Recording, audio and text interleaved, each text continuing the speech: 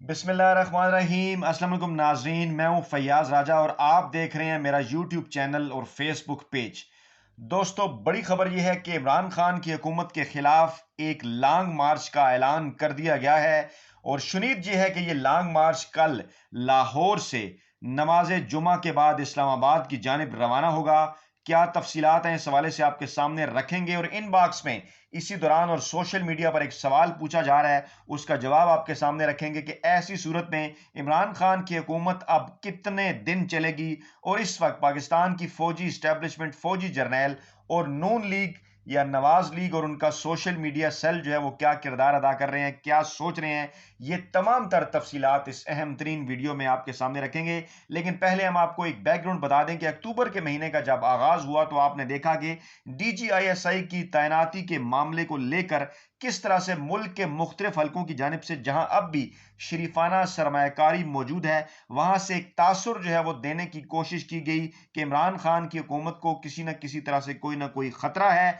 और एक बाकायदा कंपेन जो है वो चलाई गई कि अस्करी और सियासी हल्के क्योंकि एक पेज पर नहीं रहे इस अहम तरीन मामले के ऊपर, इसलिए इस वक्त जो है वो इमरान खान कमजोर विकेट पर खेल रहे हैं और उनकी हुकूमत आज या कल चंद दिनों की मेहमान है। और उसके बाद फिर आपने देखा कि किस किस्म का माहौल जो है वो सोशल मीडिया के ऊपर पैदा किया गया। इवन वो इनकलाबी सहाफी जो अपने आप को सिविल बालादस्ती का बहुत बड़ा चैंपियन समझते थे, वो भी आपने देखा कि किस तरह से यू टर्न लेते हुए नजर आए और इस अहम मौके के ऊपर किस तरह से उन्होंने जो है वो इमरान खान के ऊपर तंज और तनकीद के नश्तर जो है वो बरसाना शुरू कर दिए। हालांकि माजी में उनका मौकफ कुछ और था कि सिविल बालादस्ती के लिए उनका ख्याल था कि वज़ीर-ए-आज़म पाकिस्तान के साथ जो है वो जो मुंतखब वज़ीर-ए-आज़म होता है उसके साथ खड़े रहना चाहिए। हालांकि इस सारे मामले को उस तरह से रिपोर्ट भी नहीं किया गया और अब ये मामला, इस हवाले से कुछ लोगों का दावा है कि इस मामले को हल कर लिया गया है। हमारी भी ये इतलात हैं और आने वाले दिनों में कुछ अहम तरीन डेवलपमेंट्स जो हैं वो आपको नजर आएंगी। लेकिन इस मौके के ऊपर अहम तरीन है मौजूदा DGISI जनरल फैज हमीद का दौरा अफगानिस्तान,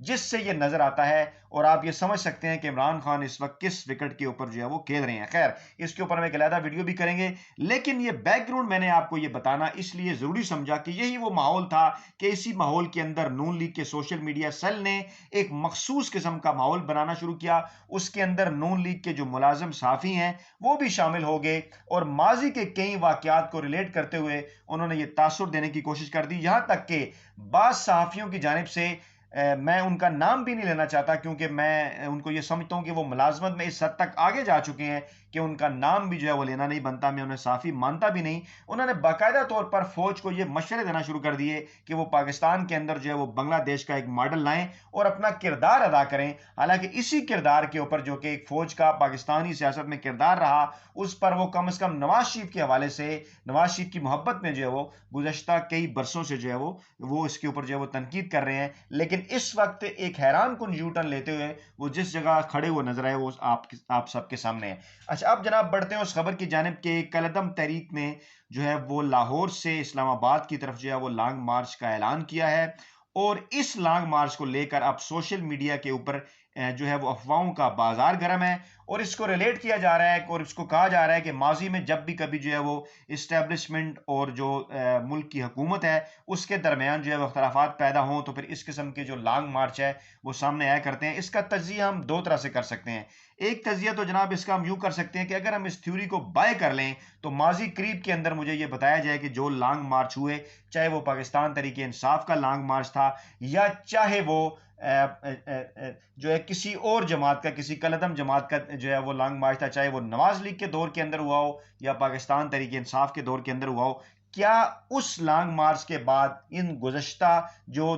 3 हुकूमतें हैं इसमें से कोई जो हुकूमत है उसका तख्ता उल्टा जा सका? उसके अंदर अब ताहिरुल कादरी का लॉन्ग मार्च जो पीपल्स पार्टी के दौर में पहली मर्तबा हुआ उसको भी सामने रख लिया जाए। हाँ, ये ज़रूर था कि कुछ इदारों ने कई और मामलात के ऊपर जो 7 बिसाइड्स में चल रहे थे उसके ऊपर अपने फैसले दिए, जिसके नतीजे में यूसुफ रज़ा गिलानी की हुकूमत भी ख़त्म हुई, जिसके नतीजे में नवाज शरीफ की हुकूमत भी ख़त्म हुई। और अब इसी किस्म का जो है एक उम्मीद जो है वो इन हलकों ने, खासतौर पर इन हलकों ने जो नून लीग के करीब समझे जाते हैं, उन्होंने इस लॉन्ग मार्च से लगा ली है। और हकाइक की रोशनी में अगर इसका तजिया किया जाए तो इमरान खान जो है वो ना ही यूसुफ रज़ा गिलानी है और ना ही नवाज शरीफ हैं, ना ही वो आसिफ जरदारी हैं, ना ही उनकी सियासी जमात पीपल्स पार्टी या नून लीग है जो कि मुख्तलिफ डील्स के नतीजे में इक़्तिदार में आई और इसके साथ साथ वो एक कमजोर तरीन विकेट के ऊपर जो है वो खेल रही थी। यहां जनाब मामला है इमरान खान के साथ, चाहे वो पाकिस्तानी इस्टेब्लिशमेंट हो, चाहे पाकिस्तान के ऐसे हलके हों जो कि ये तासुर देने की कोशिश करें कि शायद इस तरह के लॉन्ग मार्च के जरिए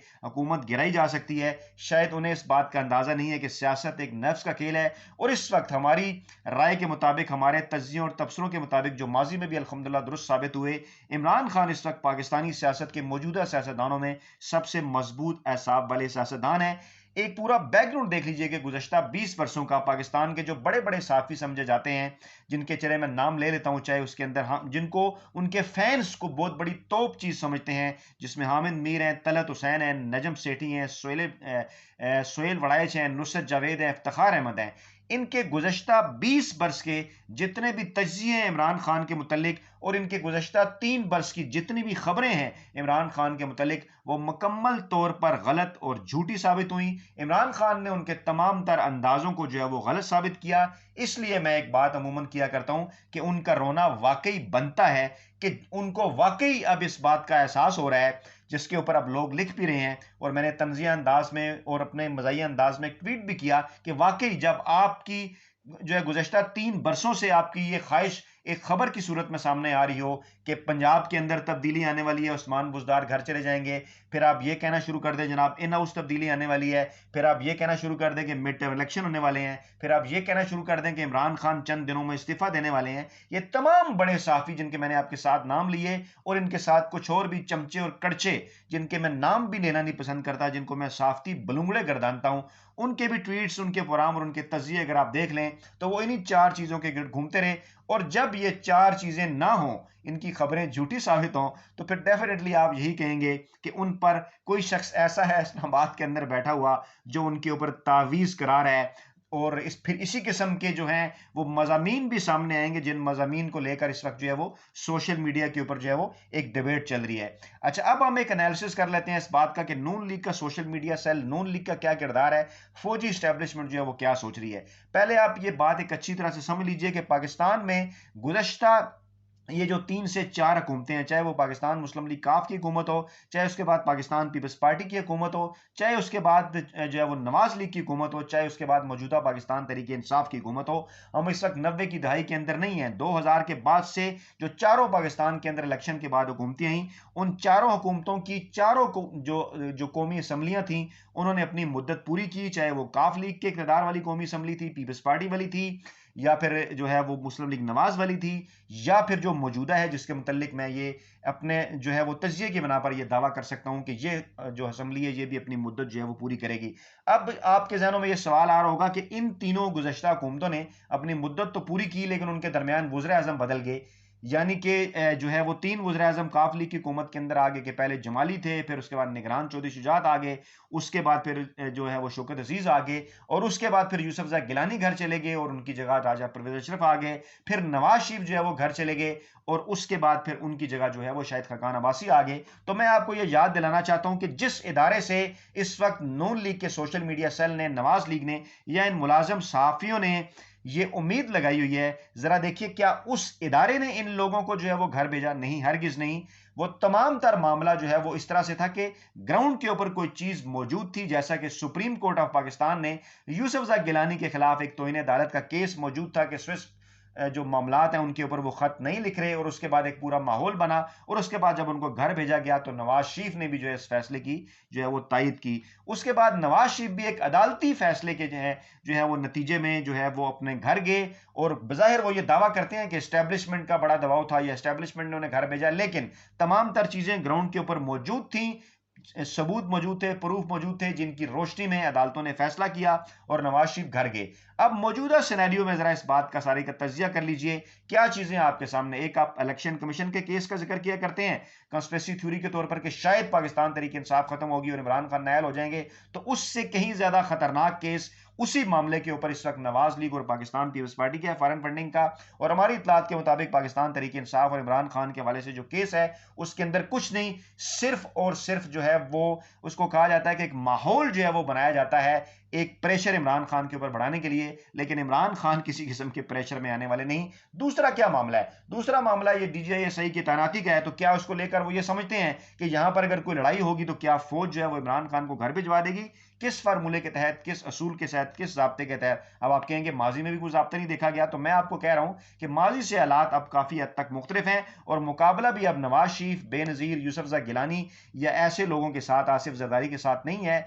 इस वक्त किसका मुकाबला? उन लोगों का, उन इदारों के अंदर मौजूद उस शरीफाना सरमाकारी का जो कि बाज़ इदारों के अंदर मौजूद है, उनके मुकाबले में इस वक्त पाकिस्तान के मजबूत तरीन एहसाब वाला सियासतदान इमरान खान है, जिसने गुज़श्ता 25 वर्षों में अपने तमाम सियासी मुखालफिन को जो है वो हैरान किया है। और अगर खुदा न ख्वास्ता कोई ऐसा काम हो भी जाता है तो इमरान खान कम अज़ कम ये कहकर घर नहीं जाएगा कि मुझे क्यों निकाला। इसलिए तमाम तर मुल्क के जो हल्के हैं, चाहे वो पाकिस्तानी इस्टेब्लिशमेंट है, पाकिस्तानी फौज है, पाकिस्तानी जर्नैल है, पाकिस्तानी जजेस है, सुप्रीम कोर्ट है, वो तमाम इस नतीजे के ऊपर पहुंच चुके हैं कि मुल्क की जो मुंतखब हुकूमत है उसको अपनी आईनी और कानूनी जो मुद्दत है वो पूरी करने देनी चाहिए, चाहे जाए कि उस हवाले से कोई केस अदालत के अंदर ना आ जाए, जैसा कि यूसुफजई गिलानी के हवाले से था या नवाज शरीफ के हवाले से था। उस सिनेरियो में भी कौमी असम्बली ने अपनी मुद्दत पूरी की, उसको इन हाउस तब्दीली नहीं कहा जा सकता। वो एक वज़ीर आज़म नाअहल हुआ, उसकी जगह दूसरा आ गया। तो अब इस वक्त क्या सिनेरियो है, क्या वो माहौल है?